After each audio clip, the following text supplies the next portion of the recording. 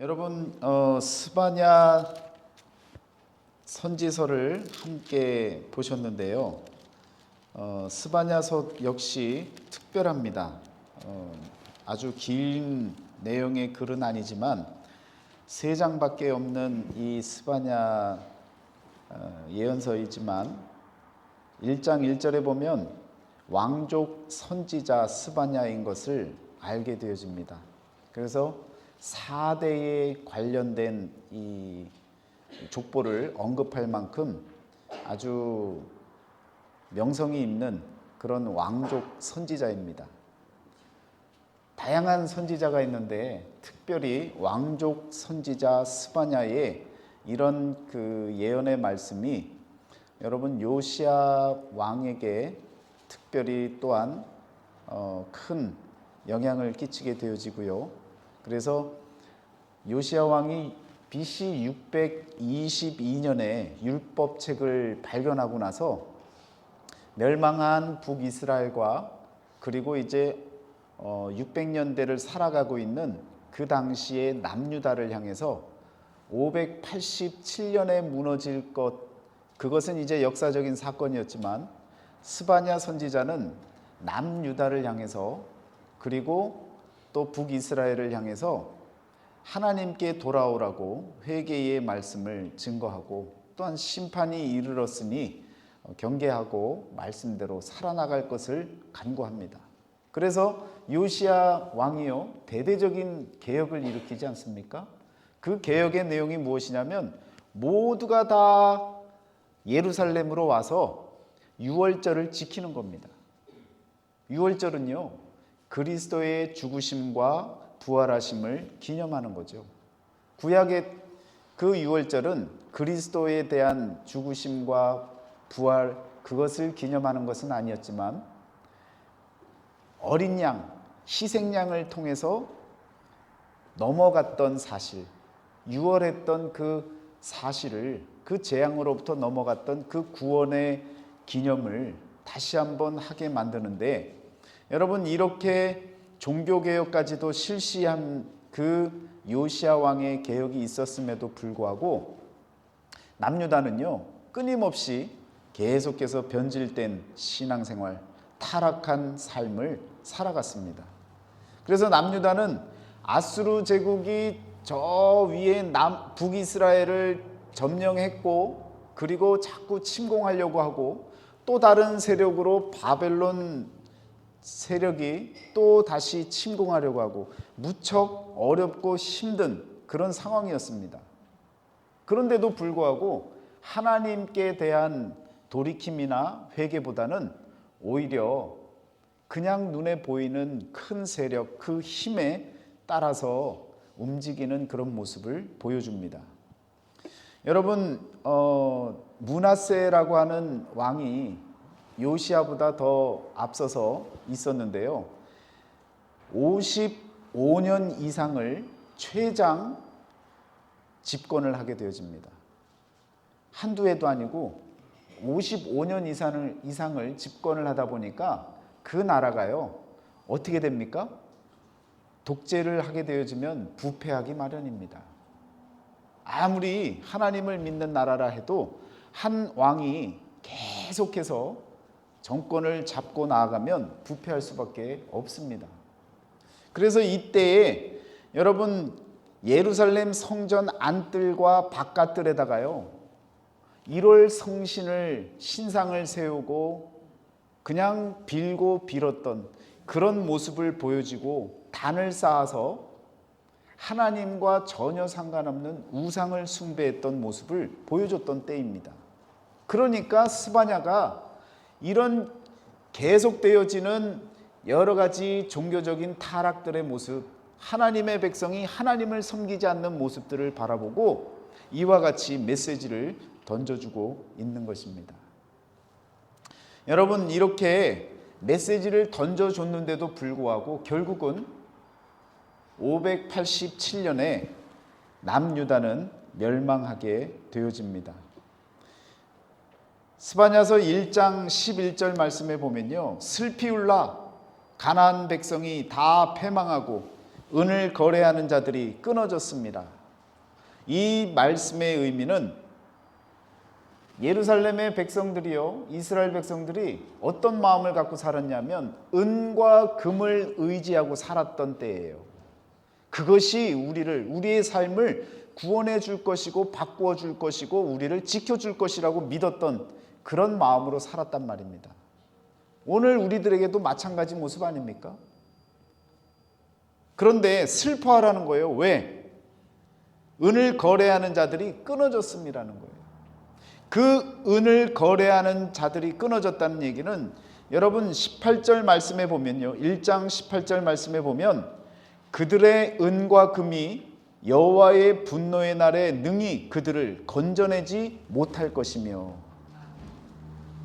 아무리 은과 금이 있어도 하나님의 심판의 날에는요, 그것이 무용지물이고 아무런 도움이 되지 않는다라는 것을 말씀해주고 있는 겁니다. 지금도 마찬가지잖아요. 아무리 돈이 있고 아무리 능력이 있고 아무리 권능이 있어도 구원에 도움이 되어질 수 있습니까? 안 되는 거예요. 그런데 알면서도, 우리가 그것을 알면서도 눈에 보이는 것에 급급해서 하나님보다도 만몬주의가 우리 마음속에 가득 자리하고 있고 우리의 안전장치가 되어질 것 같아서 물질을 의지하고 살아가는, 때로는 사람을 의지하고 살아가는, 자신의 능력을 의지하고 살아가는 그런 모습들을 우리들이 보여주고 또 그렇게 살아가고 있다는 것입니다. 여러분, 오늘 말씀에 2장 3절 말씀에 보면요, 이런 말씀이 나옵니다. 여호와의 규례를 지키는 세상의 모든 겸손한 자들아, 너희는 여호와를 찾으며 공의와 겸손을 구하라. 너희가 혹시 여호와의 분노의 날에 숨김을 얻으리라. 우리에게 살 길을 주셨어요. 하나님의 말씀은요, 진리입니다. 어떤 시대를 막론하고 하나님이 주신 말씀은, 그 진리의 말씀은 어느 시대나 관통하고 있습니다. 우리에게 살 길은 다른 것이 아니라 여호와를 찾는 것이고, 그리고 하나님의 공의를 지키는 것이고, 삶 가운데 겸손한 자로서의 삶을 살아나가는 것입니다. 이건요, 구약 시대에나 신약 시대에나 현대를 살아가는 지금 시대에나 똑같이 변함없는 하나님이 우리에게 주신 살 길, 그 길이 바로 하나님을 찾는 것이고 하나님의 의를 지켜나가는 것이며 겸손하게 살아나가는 것이 바로 우리의 살 길인 것을 기억하셔야 될 줄 믿습니다. 이걸 풀어서 얘기하면요, 다른 게 아닙니다. 예배자로서 살고 하나님의 의를 지켜나가며 겸손한 자세로 살아가라는 거예요. 이런 진리의 말씀이 변함이 있겠습니까? 시대를 막론하고 하나님께서 우리에게 살 길을 주시는, 그 제시하는 그 길은 언제나 동일한 것입니다. 3장으로 넘어가면요, 3장 1절에 보시면 예루살렘에 대한 경고의 말씀이 나옵니다. 패역하고 더러운 곳, 포악한 그 성읍이 화 있을진저. 예루살렘 거민들, 요즘도 그렇지만요, 한 나라의 수도에 머물고 있는 사람들은 대부분 지배자층이고요, 또 권력층이고요, 그리고 지도자들입니다. 예루살렘도 마찬가지였습니다.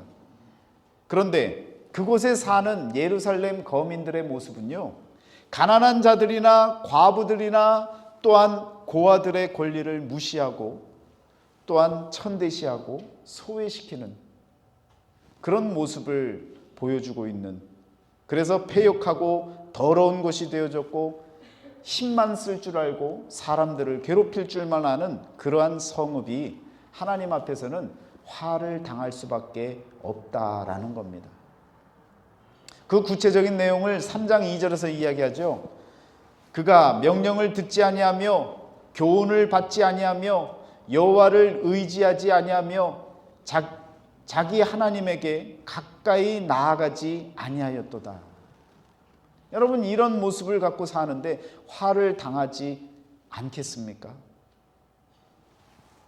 예루살렘 지도자들의 삶에는 방향도 없고 뜻도 없고 믿음도 없고 어떤 행동도 없는 그러한 상태에 놓여진 것과 같은 것입니다.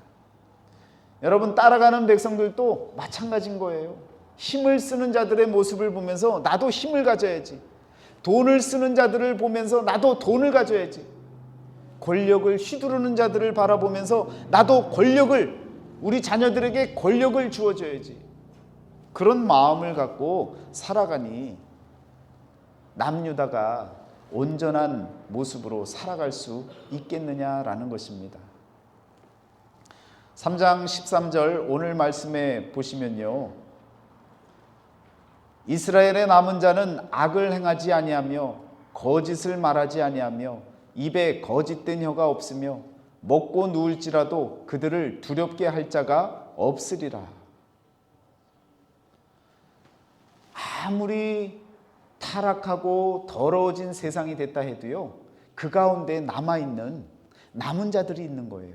하나님을 믿고 하나님의 말씀대로 살아가려고 하는 그러한 신앙인들이 남겨져 있다는 것입니다.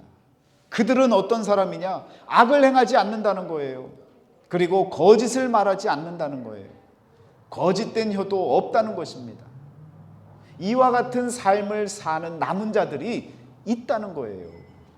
그런데 이런 사람들이 세상에 드러나느냐? 드러나지 않는다는 겁니다.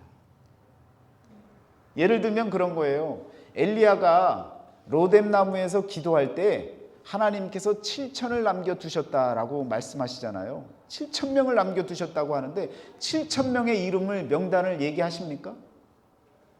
아니죠. 그냥 7천 명이 있다는 거죠. 그 7천 명은 이름도 없고 빛도 없고 드러나지도 않고 역사 속에서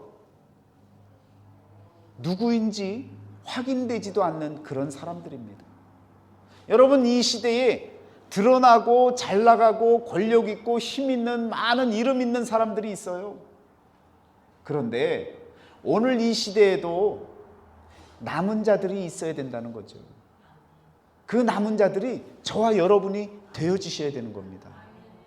하나님은요, 한 명을 통해서도 이 세상을 바꿔나가십니다. 이름이 없어도 돼요. 빛이 나지 않아도 돼요. 드러나지 않아도 돼요. 한 사람의 신앙이 남아있는 자의 신앙으로 하나님 앞에 악을 행하지 아니하고 거짓을 말하지 아니하고 거짓된 혀를 갖고 있지 않는 그런 삶을 살아간다면 저와 여러분들은요, 이 시대에 남아있는 자가 되어질 수 있는 겁니다. 이스라엘의 남은 자, 그 당시에 이스라엘의 남은 자라면 오늘 저와 여러분들은 이 시대에 남은 자가 되어지셔야 될 줄 믿습니다. 여러분, 그날이 오면 3장 17절에요, 이렇게 이야기하십니다. 너희 하나님 여호와가 너희 가운데 계시니 그는 구원을 베푸실 전능자시라. 그가 너로 말미암아 기쁨을 이기지 못하며 너를 잠잠히 사랑하시며 너를 말미암아 즐거이 부르며 기뻐하시리라. 이 시대의 남은 자, 그리고 그 시대의 이스라엘의 남은 자, 남은 자들을 바라보시며 하나님의 마음은요, 기쁘셨고요, 그리고 잠잠히 사랑하셨고요, 그리고 즐거이 우리를 통해서 기뻐하여 주실 줄 믿습니다. 또한 여러분, 3장 19절에 뭐라고 얘기합니까? 그때에 내가 너를 괴롭게 하는 자를 다 벌하고 저는 자를 구원하며 쫓겨난 자를 모으며 온 세상에서 수욕받는 자에게 칭찬과 명성을 얻게 하리라. 여러분과 저의 삶을 바라보시고 묵묵히 믿음 생활하는 그 모습을 통해서 하나님은요, 칭찬과 명성을 얻게 해주신다고 말씀하고 계십니다. 여러분, 칭찬과 명성, 다른 이야기로 하면 명예입니다. 사람은 죽으면 이름을 남긴다죠. 물론 호랑이는 죽으면 가죽을 남긴다는데, 여러분과 저에게 가장 인간의 삶에 가장 남을 수 있는 것은요, 우리의 몸뚱이가 아니고 우리의 이름입니다. 여러분의 이름들이 남은 자로서의 그 이름이 남는다면 하나님께서는요, 마지막 그날에 저와 여러분들을 칭찬하시고 또한 그 명성을 얻도록 만들어 주시겠다는 말씀입니다. 구약 시대에도 남은 자가 있었어요. 신약 시대에도 남은 자가 있었어요. 오늘 이 시대에도 분명히 남은 자가 있을 겁니다. 드러나지는 않지만 영화교회라고 하는 이 교회 자체도 이 세상 전 세계 가운데 드러나지 않는 교회 모습이라 할지라도 이 가운데 생활하고 계신 저와 여러분들이 하나님 말씀대로 의지하고 여호와를 찾고 그리고 공의를 지키며 겸손한 마음으로 살아나간다면 하나님께서 저와 여러분을 통해서 기뻐하시고 즐거워하시고 잠잠히 사랑하시는 그런 은혜가 주어질 줄 믿습니다.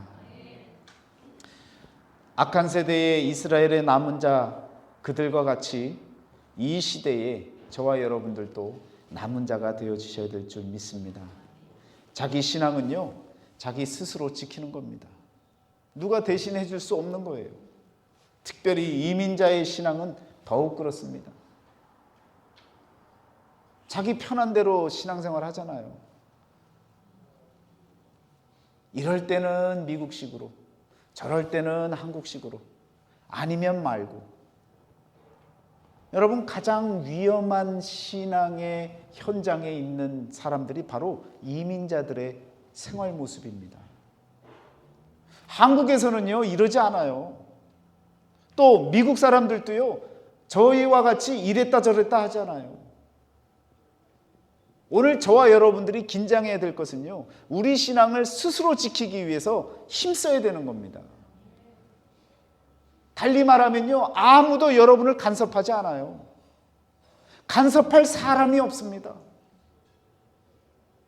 여러분은 눈치도 보지 않아요.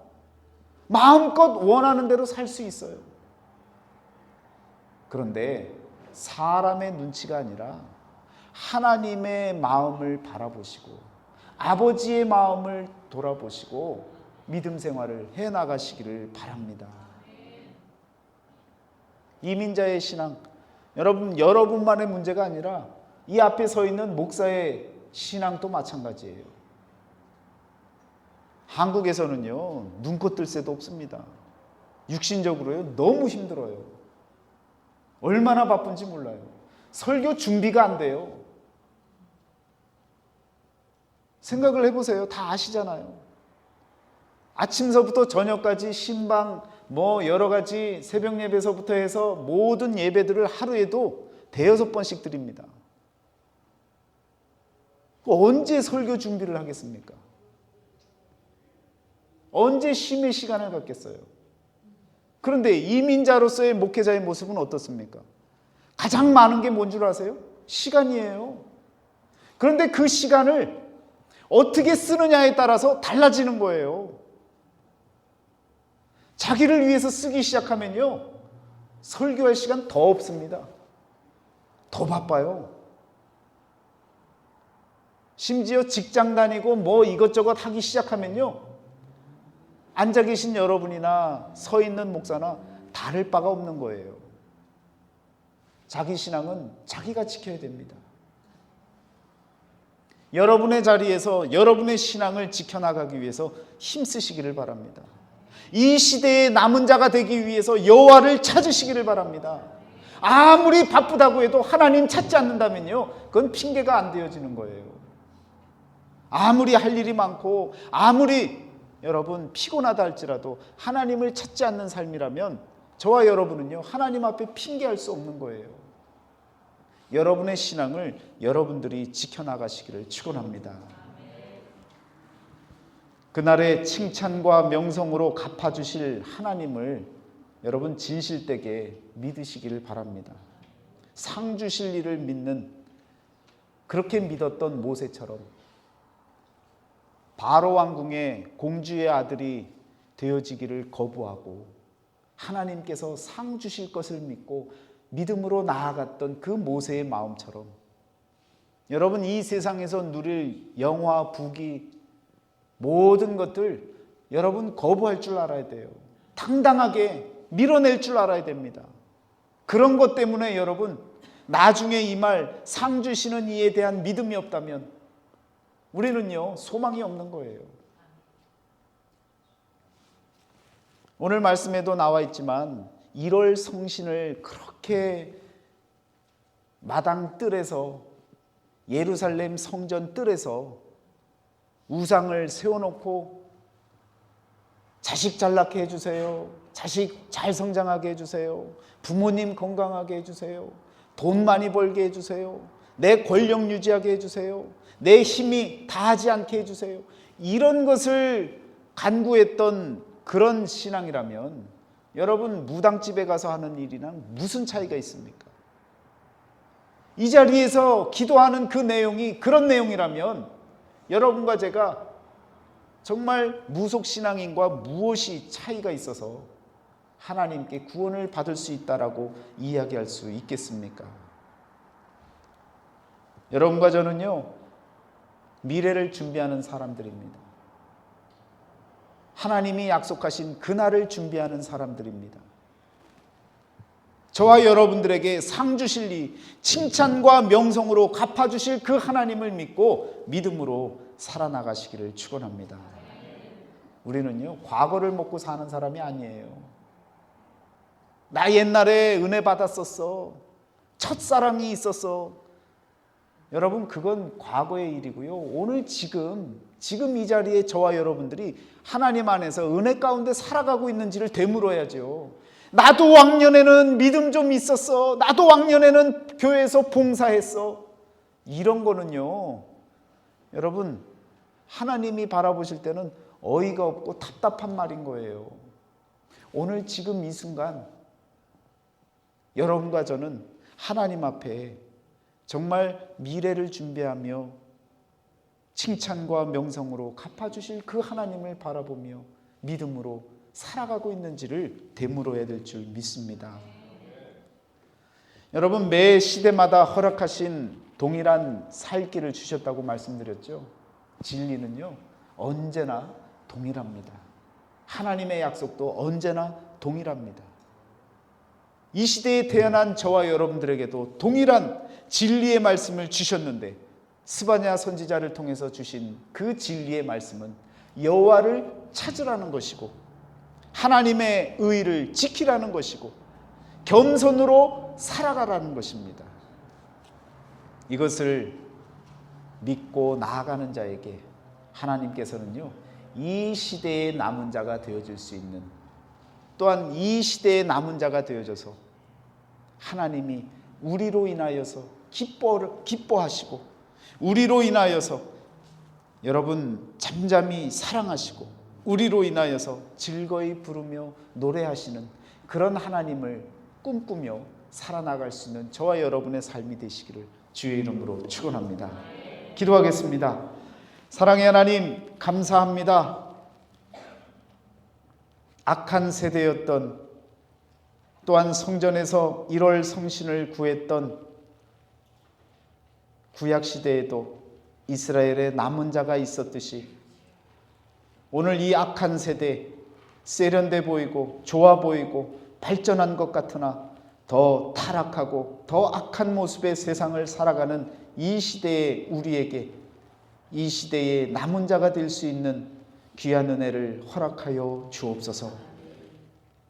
또한 하나님 언제나 동일한 하나님의 말씀대로 여호와를 찾게 하여 주시고 공의를 지켜나가게 하여 주시고 겸손한 자로서의 삶을 살아가게 하셔서 우리로 인하여 하나님이 기뻐하시고 우리로 인하여 잠잠히 사랑하시며 우리로 인하여 노래하고 기뻐할 수 있는 우리 하나님의 마음을 깨달을 수 있는 우리 모두가 되게 하여 주옵소서.